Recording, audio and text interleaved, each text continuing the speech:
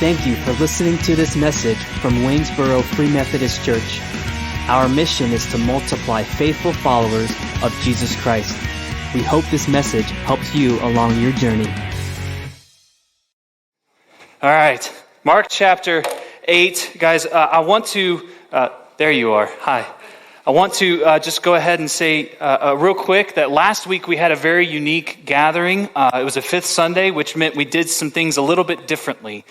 We said that we paused to spend some time in prayer, but I would say that we actually participated in our mission in a dedicated time of prayer. And I'm convinced that it was incredibly powerful. Sorry, I'm a bit OCD. I had to kick that part out of the way. That things happened, that heaven shook, right? That the ground shook with God's power and his desire to see his mission accomplished here on earth. I wanted to just also share a little bit of gratitude towards Ethan, who facilitated the whole gathering last week. And I also wanted to thank the worship team that we had together last week. I know we had some slim pickings with much of our team out on the men's advance, but I thank you for participating in that, and also want to thank you those who modeled prayer for us last week, who came up and opened up their hearts before the Lord in front of all of us, and were able to model a genuine prayer for us. So with that, you should be in Mark chapter 8. We're getting back into gear now with our series called Mission, and we're simply just going through our mission as a church, really looking at what God says about our mission and the biblical nature of our mission. And today we're going to be specifically talking about the next briefing on our mission, which is followers. I should turn my remote on. That might help. Yep. Followers. Can you say followers?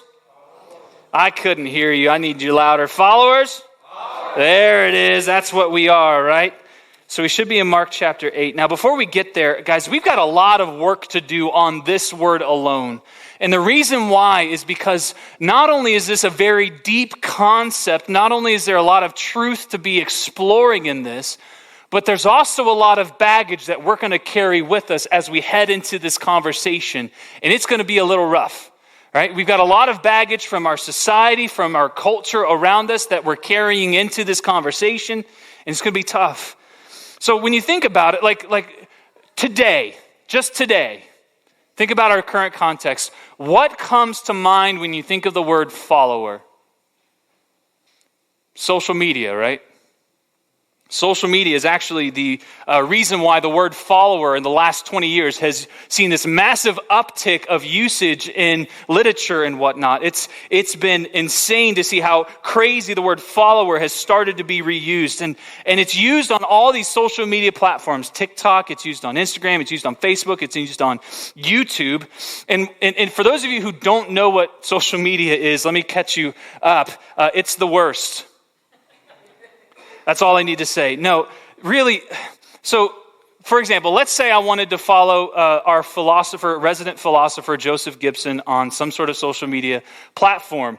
I would go to his page and I would click the button that says follow. I would follow Joseph, which means that anytime he posted something, I'd get an update. I would be notified and I'd be able to see what he's up to via some sort of smart device. Now, those social media users who gain the most followers on the social media platforms, you know what they're called? They're called influencers. Because apparently they have the biggest following today, right? They're the top influencers in society. So you can see who the top 50 are. The top 50 most followed individuals today. Categorically, they fit into only 5 categories of people: athletes, musicians, actors, politicians, and gamers. The 5 categories of people that are most followed today. So, for example, the top athlete that's most followed across all the pages, all the social media platforms, is Cristiano Ronaldo. You guys know who that is? The premier soccer player, right? So if you were to, he is the most followed individual today, apparently, right? And to follow him, if you were to go to one of his pages, you would get updates on his life. So you would get the following, you would see that he won a Guinness World Record for the most goals scored. You would also see a picture of his shredded six-pack abs, which would only make you feel terrible about yourself. You'd see this inspirational video that follows it about following your dreams. And then you'd see him standing next to his new Bentley, which is not a dog, it's a car. So in short, to follow this Ronaldo guy means that you're putting before yourself an image of worldly success and accomplishment, popularity, and material wealth. Guys, talk about a heavy burden to follow. Talk about a heavy burden to carry if that's who you're trying to follow after. I mean, how are you ever going to get there? How am I ever going to get shredded six-pack abs? I tried. I was in the best shape all through high school, and I never saw a single ab poke out. I mean, is this what it means? Like, if this context of following, if we carry this into following Jesus, then we're going to be concerned about popularity and success, right? We're going to be concerned about things. Is that what it means to be a follower of Jesus? That we click this spiritual button, right? And then we start just getting a few updates on his life. Oh, that's nice. We get an inspirational quote every now and then for the day. I can do all things. All right. Oh, I've got great plans for you. All right. Those are my inspirational quotes of the day. Now let's put them aside. I'm going to go on my way. Is that what it means to follow? Does being a follower means that we're fans because he's so popular? Did we pick the word follower just simply because it's got some sweet alliteration and it follows the word faithful? Faithful followers? Is that all the reason why we picked it? It just rolls off the lips, doesn't it? Guys, there's a whole lot of meaning, and what we need to do is say, all right, how the world understands following right now, we need to cast that aside. We need the Lord to empty out our minds so that when we press into God's word and we see what Jesus says about following, we're not carrying extra baggage that only exhausts us whenever we start digging. All right, so let's ask the Lord that he would do that, and let's press in, because today we're going to be answering a big question, and it's two parts. What is a follower of Jesus, and how do we multiply them? What is a follower of Jesus, and how on earth do we make a bunch of them? Repeat the addition of them. Sorry, math lesson is over again. So we're in Mark chapter 8, and let me get some context for you real quick, and then we'll get into our main verse in verse 34. So right before this, Jesus is doing miracles and having conversations about being the Messiah. So first we see in miracles, we see Jesus feed another group of 4,000 men, plus women and children. And we also see Jesus heal this blind man. Crazy. And then Jesus comes to his disciples on a side conversation and says, hey, who do people say I am? And they have that conversation. But Peter declares, you are the Messiah, the Son of God. And Jesus charges them with some things. And then Jesus starts having a conversation with his disciples and telling them what? I'm going to die. He tells his disciples that I'm going to be betrayed, I'm going to be arrested and rejected, I'm going to be crucified and buried, and I'm going to rise. And you guys know the story. Peter goes up and he takes Jesus aside and says, Jesus, that's not the way to go, man. No, I've got a better idea for you. And what does Jesus say to Peter? He says, Satan, get behind me. I don't know about you, but I don't really feel like being called like Satan by Jesus. That sounds terrible. But he said to Peter, he said, hey, you're concerning yourself with human matters, not what matters to God. And then we get to Mark chapter 8, verse 34. So he was just with his disciples having this very intense conversation, and Peter gets rebuked and for not being concerned about what God's concerned about, but being concerned about what Peter's concerned about. And this is what we get in verse 34. Calling the crowd along with his disciples, he said to them, if anyone wants to follow after me, let him deny himself, take up his cross, and follow me. For whoever wants to save his life will lose it. But whoever loses his life because of me and the gospel will save it. For what does it benefit someone to gain the whole world and yet lose his life? What can anyone give in exchange for his life? For whoever is ashamed of me and my words in this adulterous and sinful generation, the Son of Man will also be ashamed of him when he comes in the glory of his Father with the holy angels. This is the word of the Lord. So guys, already we know the tone of the morning isn't going to be all rainbows and unicorns fuzzy on the inside, is it? Already we know this is going to be something that's very difficult. There's some hardship here. We know on the outset of this, just reading through this isn't going to be very popular. It ain't going to be easy. And I got to be honest, good thing I don't care about those things. We're about to get a massive download of clarity on how Jesus invites us to relate to him. So first, let's just take a quick note. Who is this invitation limited to? Think about it. You don't have to answer, but think about it. Who is it limited to? Is it limited to the rich? Does he say, oh, hey, if the rich want to come follow me? Is it the cleanest, like they're showered and their feet don't stink? No, is it the most morally good, the religious elite? Hey, if they want to follow me, this is what you have to do. Most accomplished or skilled? Someone who owns a Bentley? No, who did he say? What did he say? Give me the word. What did he say? Anyone. If anyone or whosoever wants to follow after me. The invitation's on the table, and there's no limitation. So do you see Jesus concern himself with gathering in followers of the highest stature and influence? Do you see him only inviting the people of power and wealth, maybe to make sure he can get that private jet to get him where he needs to go? Does he invite in the best examples of moral goodness of the day? No. The invitation was issued to anyone who would come. And guys, we see Jesus issue this invitation to all sorts of people, all kinds of people. We see it first issued to the uneducated poor fishermen. Not that fishermen are uneducated, but these gentlemen were. We see him issue the invitation to a Jewish terrorist who was bent on inciting Jewish rebellion against the Roman Empire. We see him invite a Jewish tax collector named Levi or Matthew.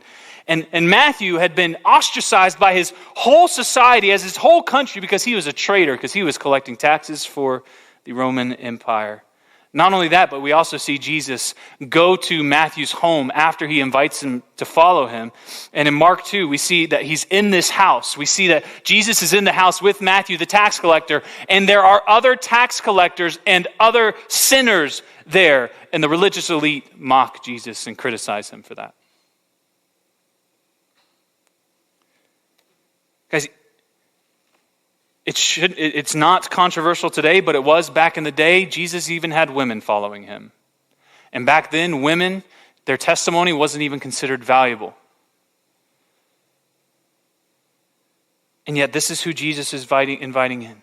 This is who Jesus is welcoming in. This is who's the invitation is issued to anyone, not the deserving, but it seems to be the undeserving. Anyone meant anyone. Which means this invitation to follow Jesus isn't restricted to a certain people. It's not restricted to a certain country or nation. So no matter your race, no matter your sex, no matter your economic status, no matter your nationality, no matter your ethnicity, no matter your language, no matter your record, no matter your past, no matter where you are presently, anyone can come and accept the invitation from Jesus. Anyone can come and do what? Anyone who wants to follow after me. Guys, so at its most basic, this invitation that Jesus is describing, at its most basic, it's an invitation of discipleship. We talked about this several weeks, actually months ago. I think it was back in May. It's been that long. Where to follow meant to be a disciple of. So follower and disciple are very much interchangeable in the New Testament.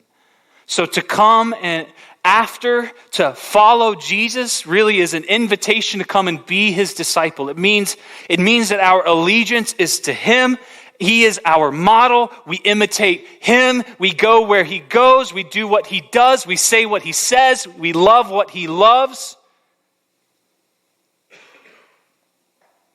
Following Jesus.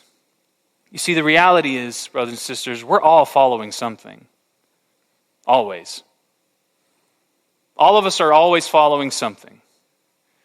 Whether it's the Sunday afternoon golf tournament that then gets you all riled up to go play golf later next week, or the NFL tournament, or whatever, I don't even, playoffs, I guess. You can tell how little I pay attention to sports these days. Whether it's a certain author or a certain TV show, you're following something. A pattern or a way of life, maybe an area of brokenness, some addiction. Something is always before us, and we seem to be following that. Now, when we talk about this, when we talk about following Jesus, I can't help but think of that poem. You know that poem called Footprints in the Sand? Remember that? It's a beautiful poem. I'm not trying to mock it in any way, right? So basically the poem goes like there's life is like walking along the beach with Jesus, you're with Jesus, and you can see two sets of footprints in the sand. And the poet looks back, and at one point he sees that there were only one set of footprints in the sand, and he goes to his Savior Jesus and says, "Why'd you leave me?" And Jesus' response was, "Oh no, I didn't leave you. I'll never leave you. That's when I carried you," right? Beautiful poem. I love it. But I feel like it's not as exactly realistic to the Christian life as it should be. Like, so for example, there should be a section where we go and question, where we see one just trail off way outside, and then it comes back later on. It's like, what was that? Oh, that's when you wandered off, and then you came back. Or there should be a part where you look back and you see just this one set of footprints and this massive trough right next to it. And you ask Jesus, what is that? That's when I had to drag you. That'd be more appropriate, right? At least that's how I feel my life is with Jesus. But you know, one of the things I think about that poem is, what if there's times where you see Jesus' footprints are clearly his, and then you see the other one wandering behind and just start placing their footprint in Jesus's, so that you don't see two footprints, but one. Kind of like, you know how a kid walks behind his dad on the beach and you see his big footprint and he just jumps to the next one, and then he sees his dad's footprint there and he jumps to the next one and says, I'm going to follow my dad. That's what I think of when I say follow Jesus. We're seeing where Jesus goes and we say, oh, okay, yeah, I'm going to go there. Yep, this is the next step. That's what I think of. So in reality, I would much rather see one set of footprints, not simply because I wandered off or simply because Jesus left. That's not going to happen. I'd rather see one set of footprints where my step was with his, so that people don't see me, they see Jesus.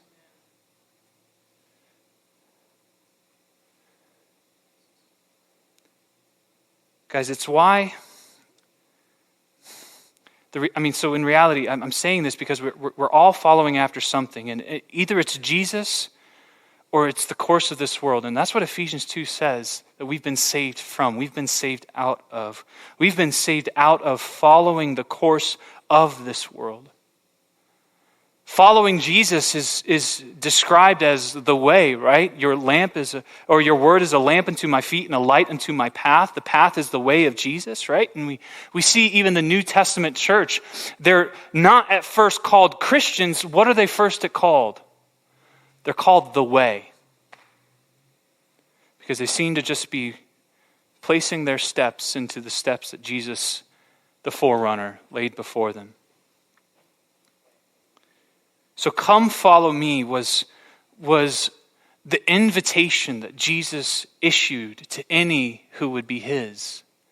It wasn't, hey, quick, just Pray a prayer of regret for your sin and I'll save you, and then you can just go back and do whatever you want, right? Or no, it was come and follow me. This was the standard issued invitation. This was the understanding that Jesus had to those who were going to be following him. And I would say that at this point, we really need to be careful. At this point, we really need to be careful here because we can get this part really wrong. And I would say in some ways, we already have gotten it wrong in the Big C church. Guys, Jesus' invitation was never, hey, come get what you need from me. Some salvation, maybe if you want some healing sprinkled on top, and then just go on your way. Yet that's how we often paint Jesus, right? We paint Jesus as a Jesus-sized void filler in your heart. As if Jesus is just simply to add on to your life. So we say, Jesus has what you need, come and get it. Now, is that true? Absolutely, it's true. He has everything that we need. But is that all? Absolutely not. Guys, the invitation isn't just to come, it's to come and follow after him. The invitation of the gospel is not just to accept some things as true and in doing so, ascend to a higher intellectual thought. That's not it. Jesus' invitation is to follow him because you believe in him. That's the nature of belief. If you really say you believe Jesus, if you really say that, I'm convinced that what he says is real and true, what he did was true, then there's a natural inclination to just follow after him with that sort of conviction. One pastor puts it this way: to say you believe in Jesus but do not follow him empties belief of all its meaning. Because isn't this exactly why James in his book in chapter 2 says, hey, I will show you my faith by what I do. You want to see what I believe? Look how I live. So, guys, for the first 15 years of my life, for those of you who don't know, yes, I'm 31 years old.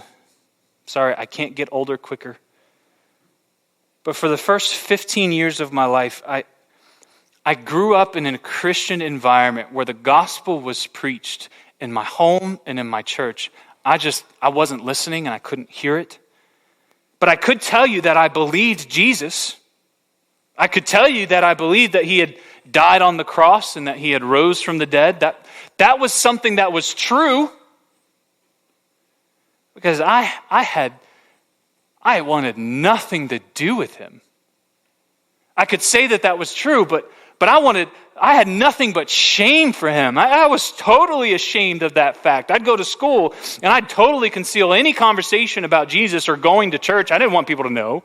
Goodness, my youth pastor showed up for a football game once. I totally tried to get away from him, but he kept chasing after me. I was so frustrated.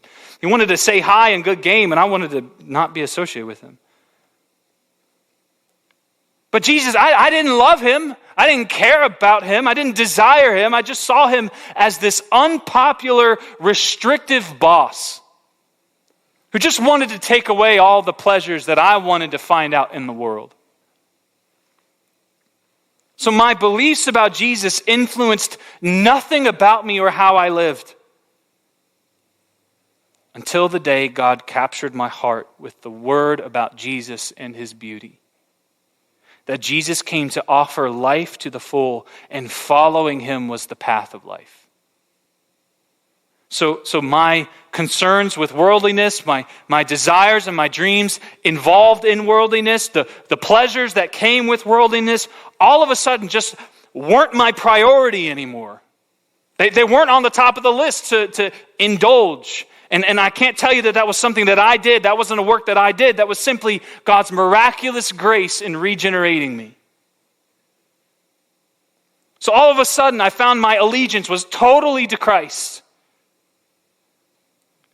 In other words, I found myself wanting to place my footsteps in his as we walked. that my life would match up with his, knowing that he had saved me from wretched sin and he had restored me back to my Father in heaven. So when we talk about following Jesus, in that light, when Jesus asks us to follow him, we drop our nets and we go after him. Isn't that exactly what the disciples did? Jesus simply said, "Follow me." 2 words. And they left behind their occupations, they left behind their father, they left behind their security, and they said, "All right, Jesus, I'm following you."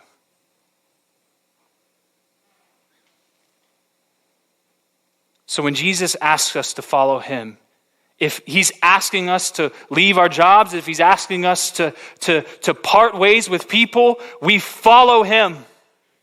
Or when Jesus tells us to follow his example of washing the dirt-filled, crusty, icky, nasty feet of those around us, we're going to follow his example and we're going to wash the feet of those who have really messed up feet.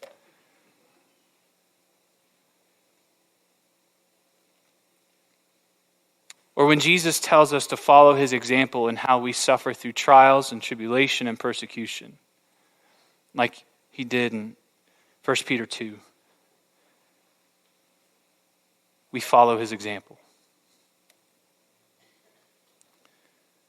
So, follower isn't just simply an easy buzzword. It's not a catchphrase.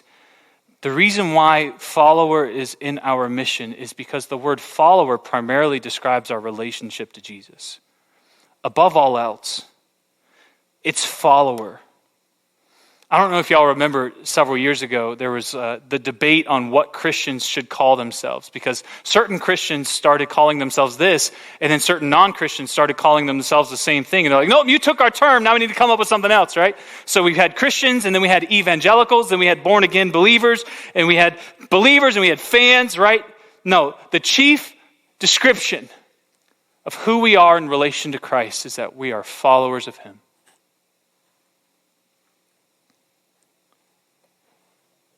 And what Jesus does in verse 34 here is he issues out some requirements. Hey, if you want to be a follower, if you want to come after me, do these 2 things. He says, deny yourself.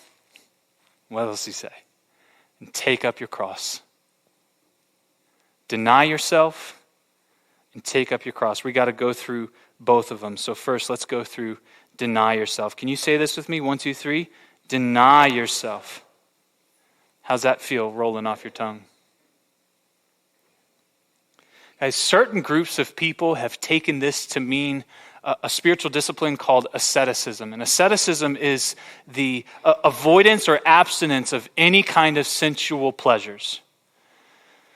So, as out in left field as this may be, if I'm to deny myself, I can't indulge in any steaks this lunch. I'm dedicating myself to fruits and veggies. Guys, if that's what it means to follow Jesus, I'm sure some of you would have been out of the game a long time ago because you love your steaks like I do. As if that's what following meant, then we would have turned back a while ago. Jesus isn't saying to deny yourself from pleasures, right? There are good things that God made in this earth that were designed for us to enjoy to the glory of God. So it's not that we deny pleasures, we're to deny ourselves, which doesn't mean that we reject ourselves. It doesn't mean that we hate ourselves. It doesn't mean that we disown ourselves. It just simply means that we renounce ourselves as the dominant element in our lives. We're no longer the reason for our existence. It means to cease to make self the object of your life and your actions. It means to take on God's desires and will before your own. I love how St. Augustine put it. He said, "Learn to love yourself by not loving yourself."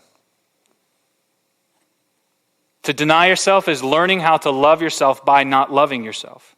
I mean, isn't that what Jesus described in Mark 10 when he said, for even the Son of Man did not come to serve, but to be, for even the Son of Man did not come to be served, but to serve and to give his life as a ransom for many. So when we talk about denying yourself, it's to place God's will and God's purposes above your own. You're not the whole reason for why you exist, nor am I.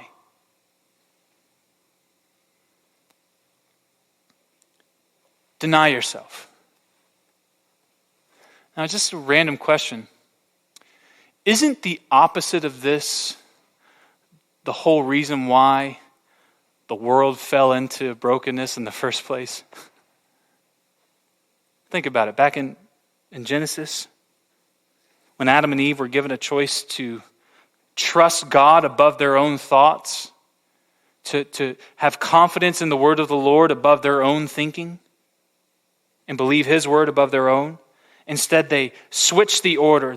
Instead of denying themselves, they promoted themselves and they sought their own self-interest. In doing so, they shoved the whole world into disorder and into brokenness.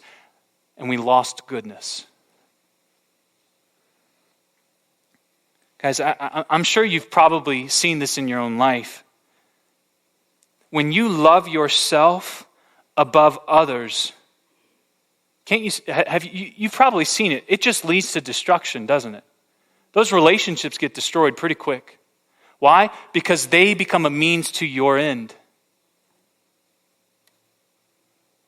But when we deny ourselves and we receive God's priorities as our own, and we count the interests of others as more important than our own, as Philippians 2 tells us to do. When we don't seek to save our life, but we lose it because of Jesus and because of the gospel, crazy enough, that's where we find life. That's where we find it. So when we say to deny yourself, we're not saying, hey, your life is going to be miserable, you're going to be resigned over to just misery all the rest of your days. No, actually, this is where you'll find life. This is where you'll find joy and contentment and peace. So to follow Jesus first, you have to deny yourself. And then we get to the second thing that Jesus says, and he says what? Take up your cross. Can we say this together? 1, 2, 3. Take up your cross. Take up your cross. Does that mean we start wearing necklaces with a little cross on them? Maybe we get a little cross tattoo over our hearts. I'm not endorsing tattoos, by the way. We can talk about that later. I mean, isn't that odd anyway, though? I mean, think about it. The cross was a Roman device designed for extreme torture and execution. Got my cross on me. Do we see people going around wearing electric chairs or guillotines around their necks? No. Obviously, we recognize that there's a bit deeper of symbolism behind the cross, but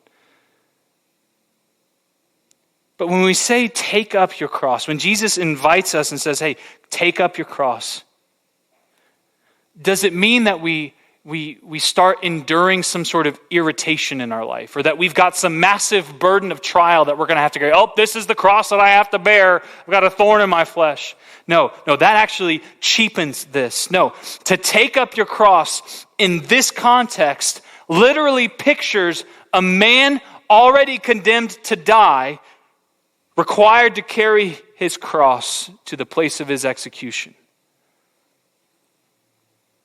Whoa.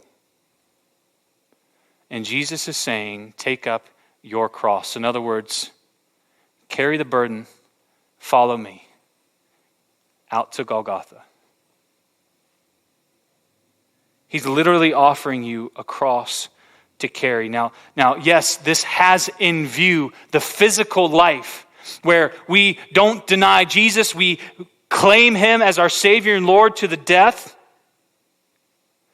But it also, and more specifically even means that it's a sacrificial service at great cost to ourselves for the advancement of his kingdom.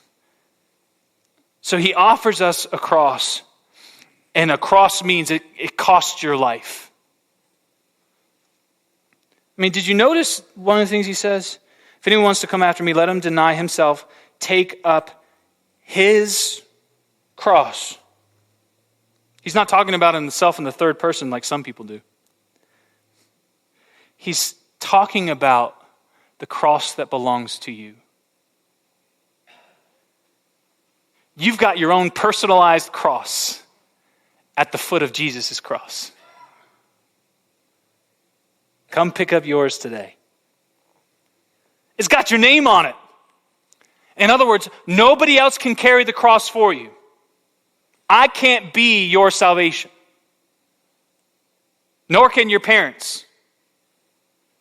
He's saying you are responsible. You must come to me and you must carry the cross that has your name on it. It belongs to you if you're going to follow me. I mean, Jesus himself says, anyone, whoever does not bear his own cross and come after me cannot be my disciple. There's a German theologian who was around during World War II. His name Dietrich Bonhoeffer. He wrote a book called The Cost of Discipleship. And this is what he said in it. He said, when Christ calls a man, he bids him come and die. I told you this wasn't going to be warm and fuzzy. When Christ calls a man to himself, he bids him to come and die, to deny himself and take up his cross and follow me. Guys, I just got to be frank with you, although my name's Scott.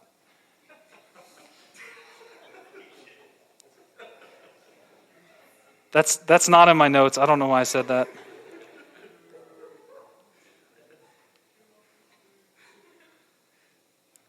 Does it seem like Jesus cares a whole lot about being popular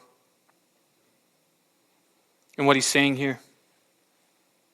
Does it seem like he cares about gaining the biggest following that he can? I mean, guys, he said some really controversial things, some very difficult things. When a rich young ruler came up to Jesus and they had some conversation and the invitation to follow him was on the table, Jesus said, hey, no, you have to sell everything you have, give the proceeds to the poor, put your treasure in heaven, and then you can come follow me. Did that rich young ruler do that? No, he left totally discouraged because he had a lot of material wealth. There were others who came saying they wanted to follow Jesus. And the first response Jesus had to one of them said, hey, those animals out there, they've got some homes. But I don't have a place to lay my head. I'm not promising you that. I don't promise you a home. To another, he said, hey, let the dead bury your dead. He also said to another, hey, you can't look back if you're going to follow me. You think they all ran after Jesus with delight after that? No, they didn't. In the book of John, Jesus tells people that they have to eat of his flesh and drink of his blood. And the people's response to that was, oh, this is a hard saying. Who can follow it? And actually, there were massive crowds of people who stopped following Jesus that day. Now, just to be clear, he's not promoting cannibalism there. There's a whole lot of text we'll have to study one day, Lord willing. Guys, Scripture, Jesus himself even says that he came to divide. He is a point of division in families.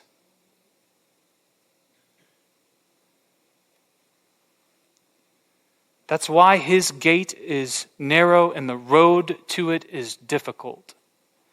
Because you're carrying your cross as you walk it.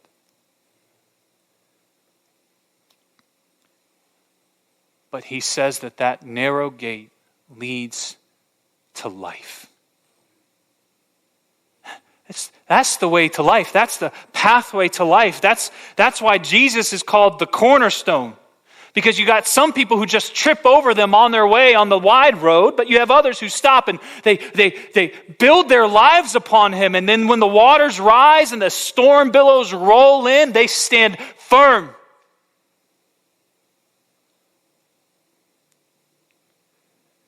So when we talk about multiplying followers, we're talking about this. And is this going to make us super popular? Probably not. Is this going to give us huge numbers and attendance and thousands of views on social media? Nah. But will we be helping people who seek it find life in Jesus? You bet we will. Will the world see in us and among us a real kind of love that is motivated out of a self-denying, cross-bearing heart? God willing.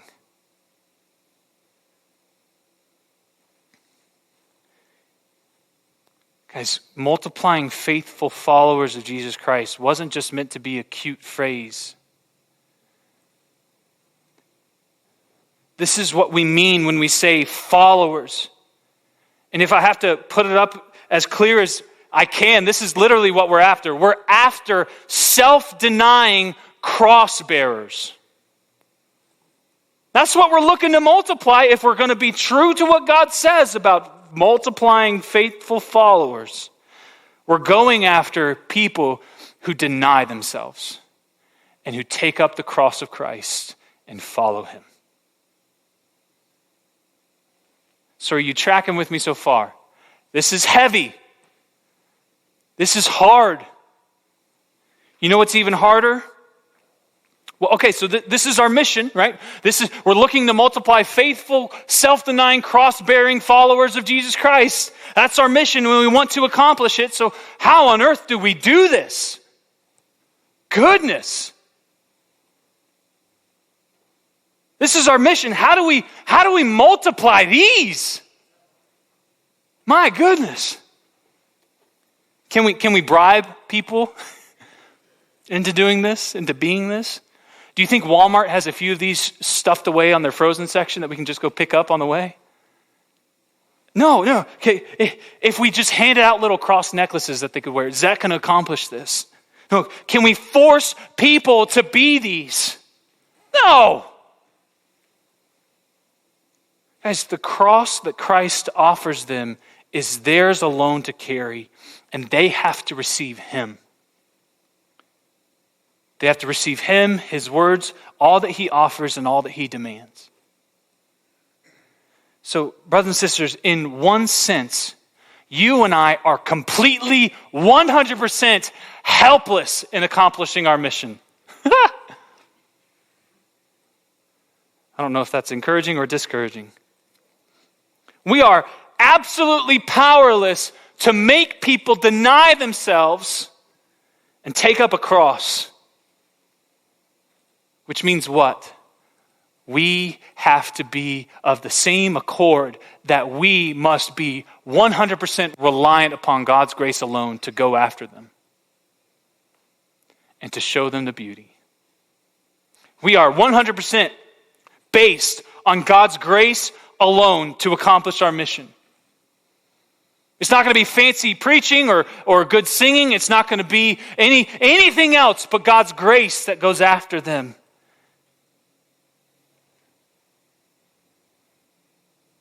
So that's in one sense. How do we accomplish this? Well, we're totally dependent upon God's grace. In another sense, how do we accomplish this? We show them how amazing life is when we live like this. Give them a little taste.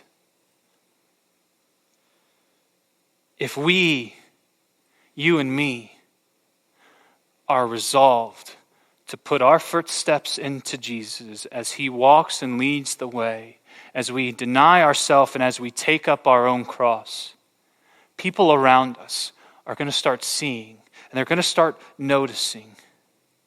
And as we do that, we're going to find life. We're going to find joy. We're going to find the Spirit of God overflowing in us. Guys, he said that if we follow him, we won't walk in darkness, but we will have the light of life. If we follow him, we have a shepherd whose voice calls to us, and we follow him, and he cares for us. If we follow Jesus, he brings us into an eternal purpose that we can never find out in the world, that gives our life the utmost meaning and significance.